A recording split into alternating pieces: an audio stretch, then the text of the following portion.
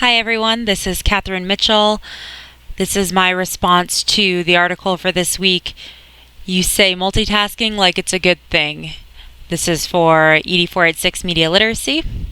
I really liked this week's article. I didn't necessarily agree with everything in it, but it was an interesting perspective on multitasking that I don't think we normally hear because multitasking is generally thought of as a good thing. So I really enjoyed reading the opposite perspective of it. I definitely think it's still possible to be a multitasker. I think the focus of the article was mostly on multitasking in relation to conceptual learning. And I think of multitasking in my day-to-day career, which is being a firefighter and in public safety, as kind of an essential skill set somebody has to have to be successful in public safety. I think specifically towards dispatchers and emergency communications staff, where they have multiple screens going, they have information coming in over the phone, over the radio, across their screen, and I think it's really important for them to be multitaskers, and I think they're some of the most efficient and successful multitaskers I've ever seen. One of the lines in the article that the author writes is that multitasking is impractical and counterproductive to successful conceptual learning in scholastic education.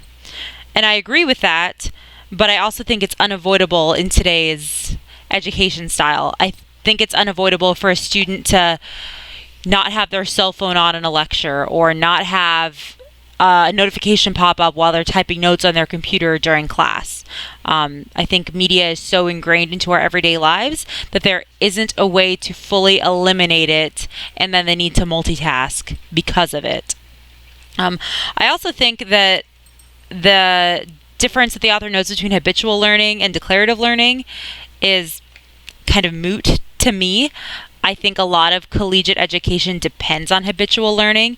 They put out those studies, which I found really interesting, about listening to the same music or chewing the same gum while you're studying and then doing it again while you're testing produces better results, helps you remember things. And I think that's a form of multitasking, even if it's habitual learning in terms of multitasking. It's obviously successful in terms of regurgitating information, which is necessary to pass most college courses, at least your core or your undergraduate courses. Overall, I really liked this article in this perspective, but I don't agree that multitasking is always a negative thing. I think multitasking is a skill set that you have to have in today's current technological climate and media climate. And I think the example used in the prompt, the teacher with 30 kids, I don't think being a multitasker there is an option. I think you have to be able to, go through, let's say, your lesson plan while scanning the room for potential dangers of your 30 children.